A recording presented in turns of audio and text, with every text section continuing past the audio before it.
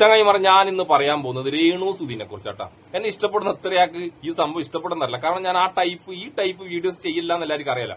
പക്ഷെ കുറച്ച് വീഡിയോസ് കണ്ടപ്പോ അനക്ക് അതിനെതിരെ പ്രതികരിക്കാതിരിക്കാൻ പറ്റുന്നില്ല. വല്ലാണ്ട് മനസ്സിന് വിഷമമായി. നിങ്ങൾക്ക് എല്ലാവർക്കും അറിയാലോ, ഈ രേണു സുധിക്ക് ഈ സുധി മരിച്ച ശേഷം ഒരു വീടെടുത്ത് കൊടുത്തത് ഒരു പള്ളിയിലച്ഛനും അതുമായി ബന്ധപ്പെട്ട് കുറെ ആൾക്കാർ കൂടി സഹായം ചെയ്തിട്ടാണ് വീടെടുത്ത് കൊടുത്തത്. നല്ല കാര്യം തന്നെ.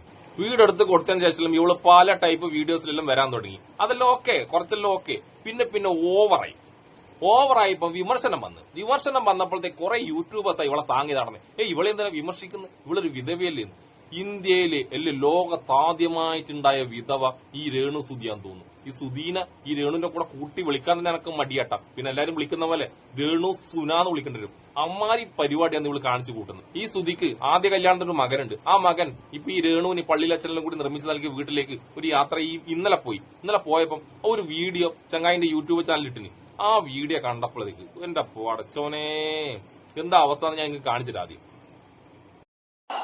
എന്തോ നീ തപ്പുന്ന ട്രോഫി കാണിക്കട്ടെ? ആരുടെ? അച്ഛന്റെ. എന്തോ ട്രോഫി? പാട്ട് പാടിയ ട്രോഫി. പാട്ട് പാടിയ ട്രോഫി? കുറെ ട്രോഫികൾ, 10,000 ട്രോഫികൾ. 10,000 ട്രോഫികളുണ്ടോ? അതെ, ഓടിന് നിറച്ച് ട്രോഫികളുണ്ട്. ആരുടെ പേര് പറഞ്ഞിട്ടാണോ ഇവൾ ഇത്രയും സിമ്പതി ഉണ്ടാക്കി? ആരുടെ പേര് പറഞ്ഞിട്ടാണോ ഇവള് വീടുണ്ടാക്കി? ആരുടെ പേര് പറഞ്ഞിട്ടാണോ ഇപ്പോൾ ഇത്രയും പണം ഉണ്ടാക്കുന്നത്? ആ ചങ്ങായിക്ക് കിട്ടിയ ട്രോഫികൾ കട്ടിലിന്റെ അടിയിൽ ചാക്ക് കെട്ടി അങ്ങ് ഇട്ടിനി.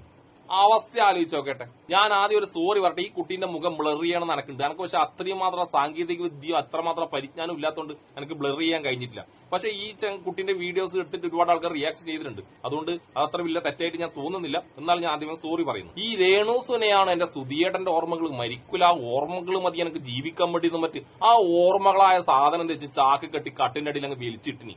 ഉളുപ്പുണ്ട് ഈ സമാനത്തിന്. ആ വീട്ടിൽ സുധിക്ക് കിട്ടിയ ട്രോഫികളൊന്നും വെക്കാൻ സ്ഥലമില്ല എന്ന് പറഞ്ഞേക്കല്ലേ. ആ വീഡിയോ മൊത്തം കണ്ടു കഴിഞ്ഞാൽ എല്ലാവർക്കും തിരി അത് വലിയൊരു വീടാണ്. അത് ഒരുപാട് സ്ഥലങ്ങളുണ്ട് അതെല്ലാം വെക്കാൻ വേണ്ടിട്ട്. എന്നിട്ട് അതൊക്കെ വിട്ട് എന്നിട്ട് ഈ രേണു സുനക്ക് എന്തിനോ കിട്ടിയ കുറെ ട്രോഫികൾ എവിടെയാ വെച്ചെന്ന് നിങ്ങൾ കണ്ടു നോക്ക്.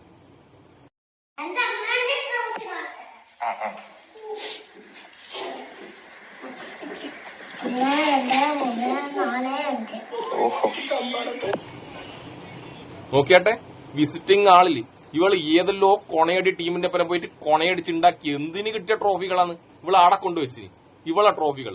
എന്നിട്ട് ഇവൾക്ക് ഇത്രയും സൗകര്യം ഉണ്ടാകാൻ കാരണമായ ആ മനുഷ്യന്റെ ട്രോഫി കൊണ്ടുപോയിട്ട് കാട്ടിന്റെ അടിയിൽ ചാക്ക് കെട്ടി അങ്ങ് തള്ളിന്. ഉളുപ്പില്ലാത്തവള്.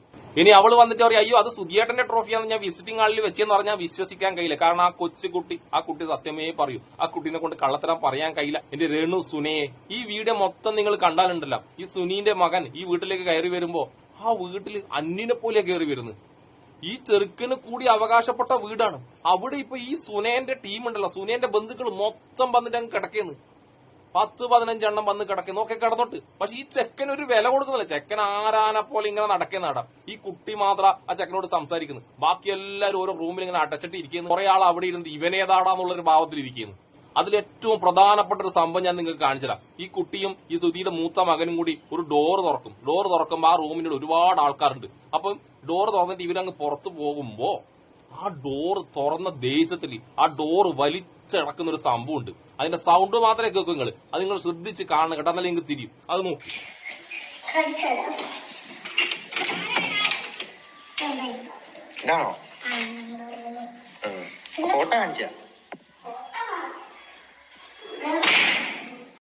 കണ്ട.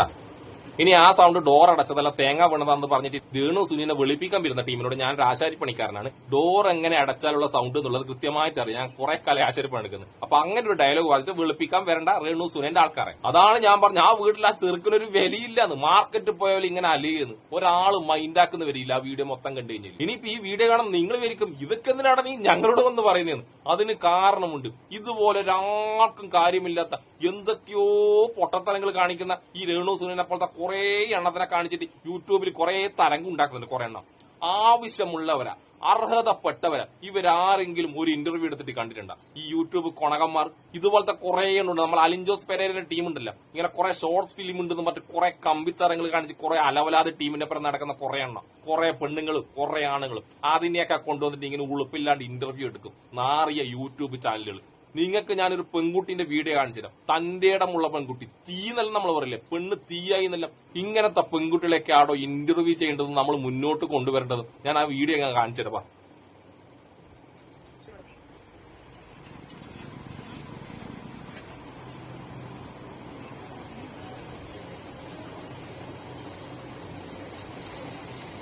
രാജവെമ്പാലേനെ പിടിക്കുന്നത്, രാജവെമ്പാലേന.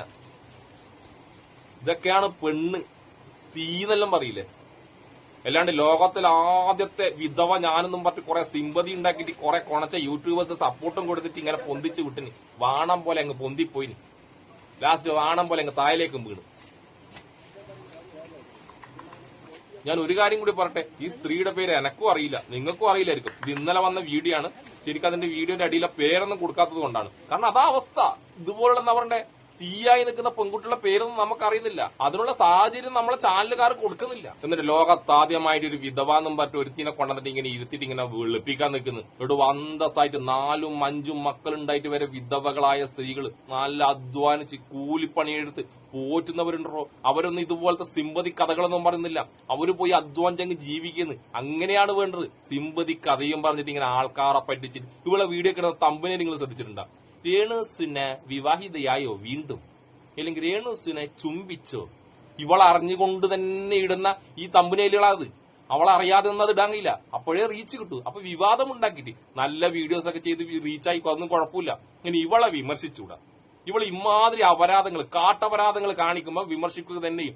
ആർക്കെതിരെ വിമർശിക്കാം, എനക്കെതിരെ വിമർശിക്കാം. ഇന്ത്യൻ പ്രധാനമന്ത്രിനെയും മുഖ്യമന്ത്രിനെയും രാഷ്ട്രപതിനെയും എല്ലാരെയും നമുക്ക് വിമർശിക്കാൻ അവകാശമുണ്ട്. തെറ്റ് കാണിച്ച വിമർശിക്കുക തന്നെയും. അതുപോലെ ഇമാതിരി ഊമ്പിത്തരം കാണിച്ചിട്ട് വെളുപ്പിക്കാൻ നിന്ന് കഴിഞ്ഞാൽ നല്ലോണം വിമർശനം കിട്ടും. എനിക്ക് ഏറ്റവും സങ്കടം എന്താ വെച്ചാൽ ആ സുധിയുടെ മൂത്ത മകൻ ഒരു വിലയില്ലാണ്ട് ആ വീട്ടിലിങ്ങനെ പോകുന്നു. ചെറുക്കന് കൂടി അവകാശപ്പെട്ട വീട്ടിൽ ഒരു വിലയില്ലാണ്ട് കുറെ ഇവളുടെ ബന്ധുക്കളായ കാട്ടപരാധങ്ങൾ വന്നിട്ട് ആ വീടിന്റെ എല്ലാ അവസ്ഥകൾ കണ്ട ആ വീട് മൊത്തം കണ്ടുകഴിഞ്ഞാൽ നിങ്ങൾക്ക് കാണാൻ പറ്റും. ഞാനത് മൊത്തത്തിലൊന്നും പറയുന്നില്ല എന്നുള്ളൂ. കാട്ടപരാധങ്ങൾ വന്നിട്ട് ആ വീട് വരെ നശിപ്പിച്ചു വെച്ചിട്ടുള്ളേ. അവകാശിയായ ആ ചെറുക്കൻ അന്യനെ പോലെ ഈ വീഡിയോ എടുത്ത് ഇങ്ങനെ നടക്കുന്നു. ഒരൊരുത്ത മൈൻഡ് വരെ ചെയ്യുന്നില്ല. ആ കുട്ടി മാത്രമേ മൈൻഡ് ചെയ്തുള്ളൂ. ഇവളിപ്പം എനക്കൊന്ന് ബിഗ് ബോസ് ഷോയിലും കയറി കൂടി തോന്നും. ഇനി ബിഗ് ബോസ് നല്ല പുറത്തിറങ്ങുമ്പോ ഇനിയും ഈ കൊണ പിടിച്ച ക്യാമറയായിട്ട് ഇവളെയൊന്ന് പിന്നിൽ പോകല്ലേ കാട്ടപരാധി യൂട്യൂബ് ചാനലുകളെ. അപ്പൊ എന്നെ ഇഷ്ടപ്പെടുന്നവർക്ക് ഈ വീഡിയോ ഇഷ്ടപ്പെട്ടോ എന്ന് എനിക്കറിയില്ല. എന്നാൽ അത് പറയണം എന്ന് തോന്നി, അതുകൊണ്ട് പറഞ്ഞു. അപ്പൊ എല്ലാവർക്കും എന്റെ സുലാൻ.